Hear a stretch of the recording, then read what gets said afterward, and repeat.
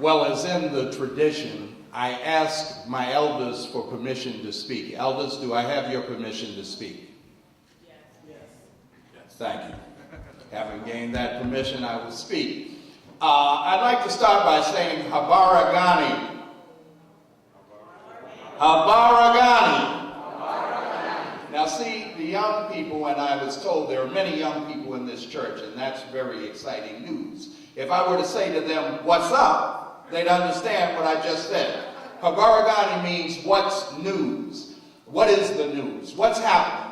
And during Kwanzaa time, particularly on the first day, when I say Habaragani, you should respond by saying UMOJA, which is the first principle, the principle that stands for unity. So I'm going to try it again. Habaragani. Excellent, excellent. I'm not going to take a lot of time because we have some very distinguished speakers to follow me who will articulate the principles. They'll come from a religious perspective. I do, however, have to caution you that Kwanzaa is non-religious, non-political, non-heroic. It is strictly a cultural holiday. However, that is not to say that it is not spiritual. And I feel the spirit in here tonight. Do you agree? All right, I'm going to read a poem that appears in my book, Kwanzaa, Everything You Always Wanted to Know But Didn't Know Where to Ask, that succinctly sums up what Kwanzaa is. In fact, it's called Kwanzaa is. Kwanzaa is a holiday, but unlike most, does not convey a religious observation, nor does it celebrate our nation. And though our nation gave it birth, it celebrates the cultural worth of a darker continent and the people that were sent. People of a darker hue, people much like me and you, people whose great history has been cloaked in mystery.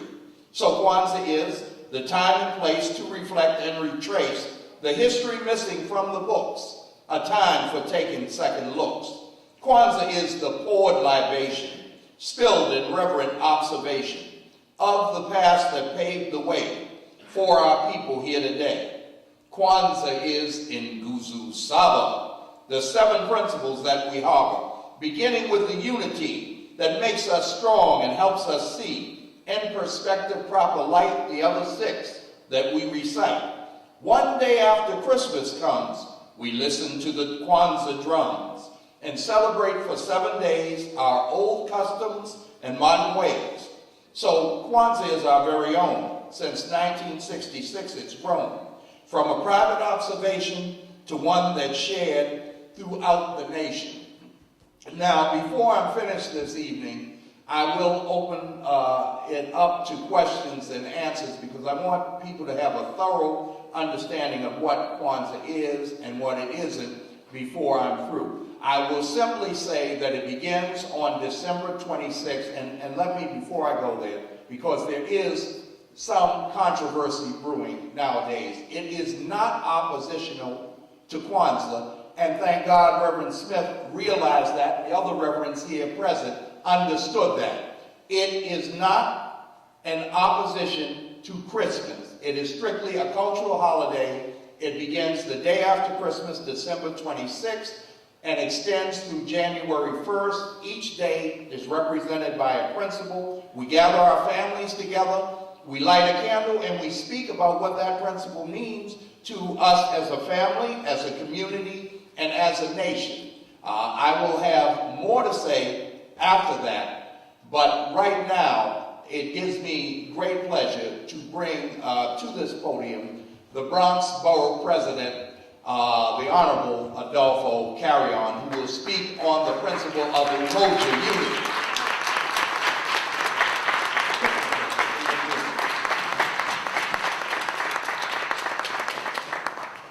Habaragani.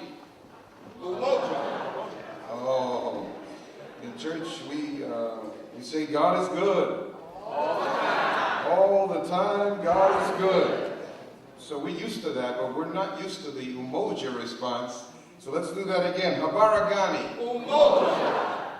And I believe that one day, all over the world, people, the day that they wake up after Christmas. We'll begin to celebrate Kwanzaa everywhere around the world. It ought to be celebrated because every single family can benefit from those 7 principles. And principles of affirmation of who we should be and where we should be and where we should go and where we have been.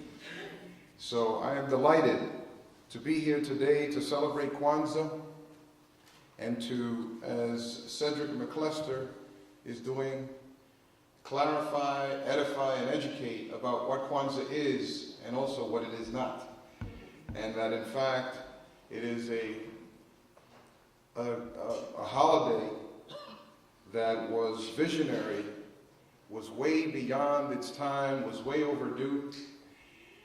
I think that 1966 will be a mark year in human history, and that this phenomenon of Kwanzaa will go through everybody's consciousness and bring up the best in humanity. It was the day after Christmas, and all through the Bronx and the city and the United States of America, and hopefully the world, Kwanzaa was being celebrated. May we be able to say that. And may we be able, absent of our direct or indirect connection to the motherland of Africa, be able to celebrate Kwanzaa for what it stands for on its very merits, which I think is important. Unity, self-determination, collective work and responsibility, cooperative economics, a sense of purpose. God, there's sermons, Reverend, there's sermons in all of this. A people without a vision will surely perish, a prophet once said. Creativity. And the last one is faith, a belief that the immediate circumstances are not what dictates the future. So that while we may stand in difficulty, we know that there is promise for tomorrow and the day beyond. I've been asked to share a thought or two about unity. We live in a borough of 1,400,000 people. This borough is an interesting and diverse community with a fascinating history. You ought to look into that history. But we're talking Dutch and German and white Anglo-Saxon Protestant and Irish and Italian and Jewish and African-American and Afro-Caribbean and Puerto Rican and Dominican and people from all over Asia. They're coming, they keep coming, it keeps changing, it's vibrant, it's interesting, it is all different, and ultimately it is all fundamentally the same. And our pursuit here in the Bronx is a universal pursuit. Our pursuit is to ensure that we can create a set of conditions for our children that will give them a better life. And I believe that we ought to be united as a community in that purpose.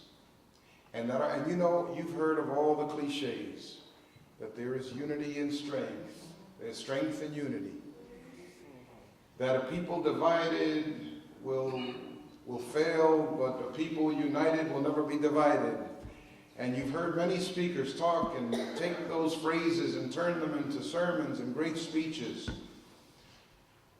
But there's a simple, fundamental, basic truth that extends to the physical universe, to the universe of ideas and principles, to the universe of business and economic engagement, to the universe of politics, and to the universe of spirituality. That unity is stronger. Unity is stronger than division. That division does not work in the end for anybody's benefit. And there is a huge difference between diversity and division.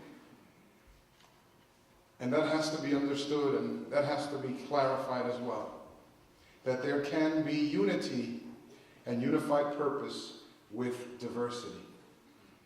And that in fact, we are all one family. We are all one family. In the work that I do, I try to take my hat off as the county executive, as the president of the Bronx. And I try to take off my official hat and just be the most important thing that I am, which is a father and a husband, a man of my home and my family.